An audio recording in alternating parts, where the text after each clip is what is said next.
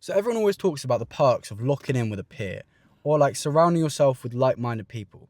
And I think there is a lot to be said for it because there's a sense in which you keep each other to this high standard and you kind of compare in a good way, where you compare the best that they're doing, you compare your productivity, all the metrics that let you see if you're doing good, and you kind of let go of all the bad. Like the bad stuff, you're not even allowed to surface. You can't mention it. Like those hidden desires, which are like, oh, I wish I could just lie in bed all day. You're like, no, my mate's doing it. I'm going to do it. I'm matching him.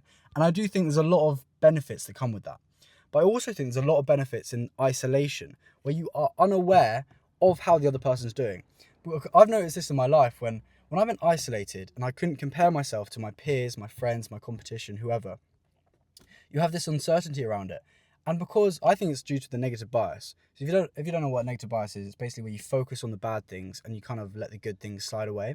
And often it's really bad. But in this case, it's one of the few things in the modern age that I think is actually really beneficial. Because I've got this uncertainty about how they're doing, I kind of predict that they're doing my upper bound. Whatever my most productive day is, whatever the day where I'm doing the most good habits and the least bad habits, the day that I'm feeling the most spiritual, whatever my goals are, I kind of feel like they're doing that all the time because I'm scared of it. I'm scared that if they're doing my best constantly, I'm going to fall behind. Hence the negative bias, because I'm focusing on the negatives that would bring me. So I think there's this really great thing that comes with uncertainty, where if you isolate yourself, you assume that everyone else around you is doing far better than they are, which pushes you to do so much better because you're like, I'm falling behind. Like, I've got to keep up with them. But in reality, they're dropping to each other's lowest standards, where they're dropping to the lowest bar because they're surrounded by everybody. They're comparing themselves, which means that when they look at the peers, they go, oh, I'm actually doing really well. Like, look at that person sitting on their arse all day. Like, often people like to compare themselves to the worst of the bunch to make themselves feel better about themselves. Whereas if you sit in isolation, you have no one to compare to, which means that all of your human flaws you think are only yours. You're like, oh, all of these like bad desires that I've got to just stay in bed all day, that's just mine. I've got to kill that urgently because if I listen to that little thought in my head, I'm going to fall behind everyone else. But everyone else is thinking, oh, well, everyone else is falling to these low flaws or these low standards. They're listening to these little inner voices. I can do it for one day. But if you isolate yourself, you're completely unaware that anyone else is even falling that low.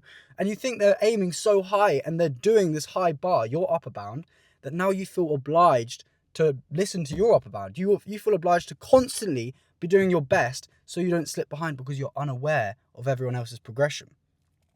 I also think that when you're surrounded by like-minded peers, there's this thing where you kind of drop to each other's lowest standards.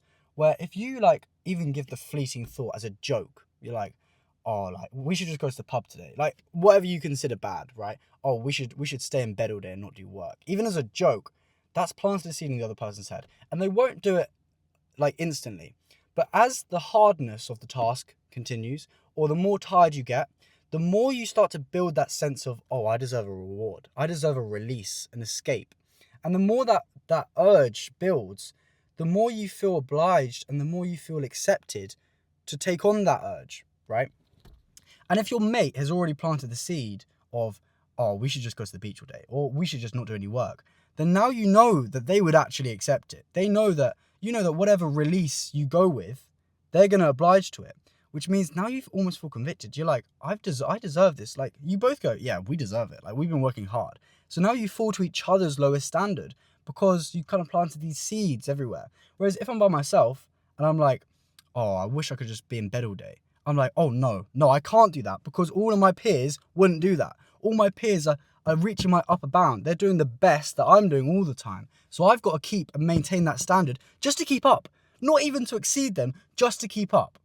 So I think that's why the isolation, when you're not actually able to compare to anyone, is actually really valuable. And it brings a lot of fruit that people don't really think about.